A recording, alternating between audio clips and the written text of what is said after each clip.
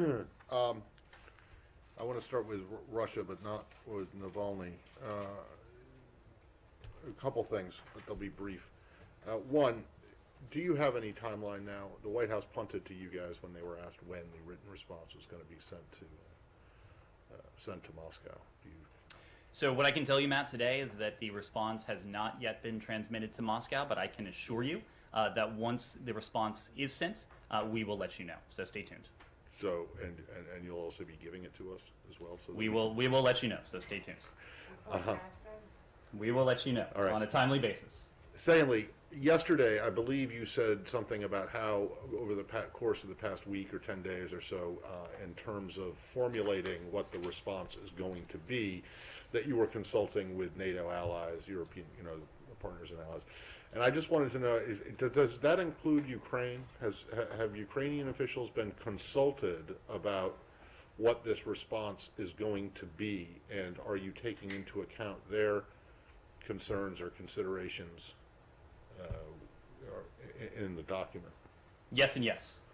We have been consulting extensively with our allies and our partners, and of course, when it comes to the latter category, that includes Ukraine. We have not only informed them and given them a preview of what will be in this report, but we have actually explicitly solicited their feedback and incorporated that feedback into our report. So there will be no surprises. There will be no surprises for NATO. There will be no surprises for our European allies. There will be no surprises for our Ukrainian partners. And there'll be no surprises for us or the Russians either? We have been also very clear with all of you, because you have heard us consistently say what the areas where diplomacy and dialogue may prove fruitful and viable, and the areas that are just non-starters. I take it from your questions that there's a perception that that we have been less transparent than, or might be less transparent than the other side, than the Russians in this case. What I would say is that the Russians have held out one criterion, and that is their demands when it comes to NATO and open door, and we've been very clear about that. But we have also been very clear about specific areas, whether it's the placement of offensive missiles, whether it is transparency, whether it is exercises, whether it is broader arms control measures, where, if done on a reciprocal basis, there is the potential to enhance collective transatlantic and broader security.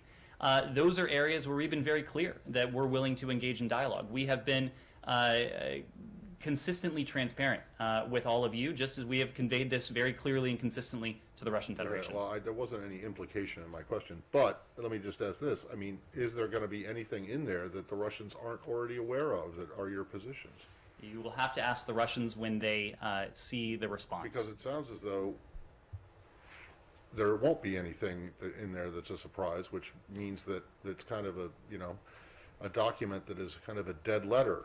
Right? Well, look, if you're pointing to the fact that we have been very clear, both in public and in private, with the Russian Federation in the Strategic Stability Dialogue, with the Russian Federation in Secretary Blinken's meeting with his counterpart, Foreign Minister Lavrov, last week, with the Russian Federation in the context of the NATO-Russia Council, with the Russian Federation in the context of the Organization for Security and Cooperation in Europe, the OSCE. Yes, we have been very clear about the areas where we believe dialogue and diplomacy has the potential to enhance our collective security. We've also been very clear about the areas that for us are just non-starters. For us, that would be fundamental violations of the founding principles of NATO and other foundational security instruments that have protected, enhanced, promoted unprecedented levels of security, stability, prosperity for the past 70 years.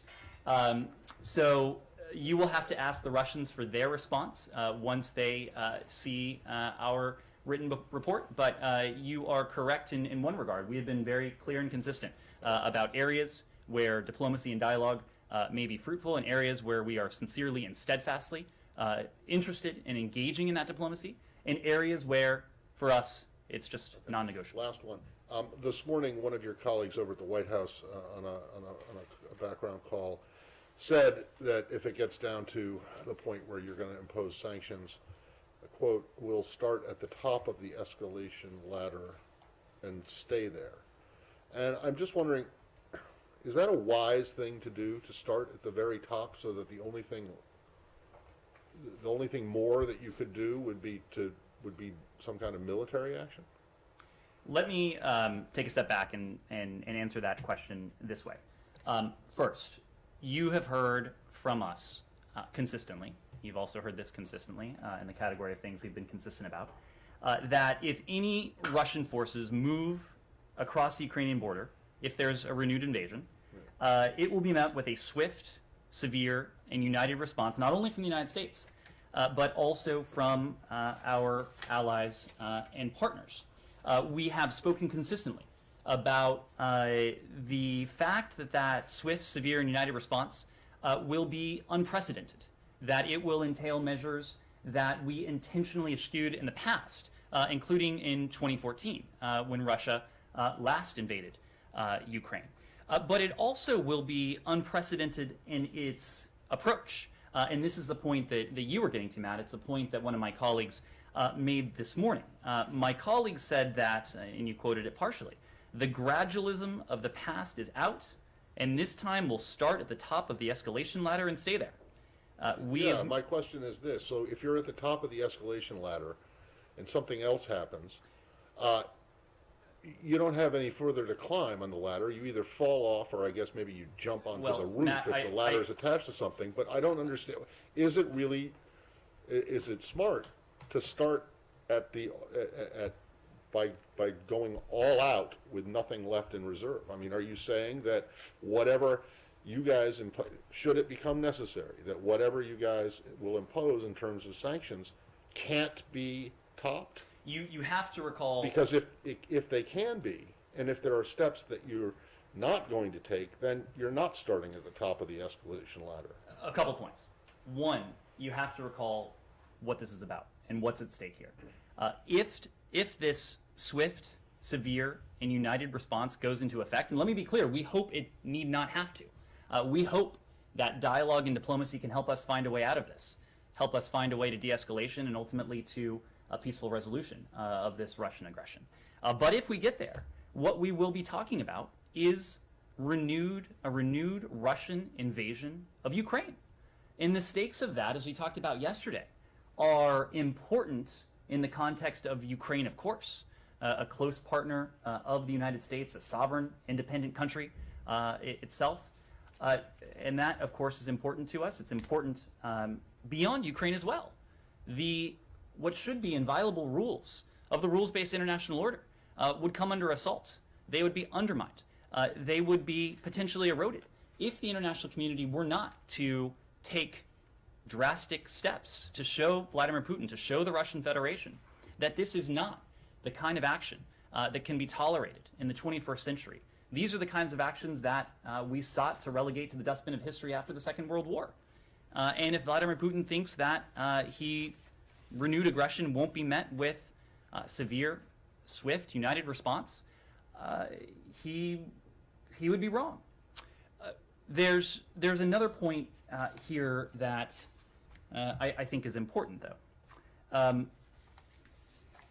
Even in the current phase, even in recent weeks, we have seen financial markets price in a greater risk premium into Russian financial assets amid the increasing movement of troops.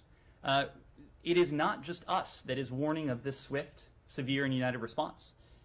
Financial markets, private sector actors are taking note. The Russian ruble recently hit its weakest level in over a year versus the dollar. And it's the worst performing emerging market currency so far this year. Russian sovereign borrowing costs in terms of the 10-year bonds, they have increased to their highest levels since 2016. Russia's stock market has sunk to its lowest levels in a year. But the other point, and market participants know this, is that what we're seeing now is nothing compared to what would befall the Russian Federation, the Russian economy, if Russia's invasion were to go forward. To your point, Matt, I just want to be clear about this. This is not about punishment. This is right now about deterrence. We are seeking to do everything we can in the prelude to what could be additional Russian aggression to deter a further Russian invasion of Ukraine. That is why it behooves us to be crystal clear with the Russian Federation, with Vladimir Putin, about the severe costs and consequences that would befall him, that would befall his country if he were to go forward with this. It doesn't do us any good to pull punches, to be ambiguous, to be obscure in terms of what we're talking about. And for more than 2 months now, we've tried to be very clear about that. Andrea. A couple of things.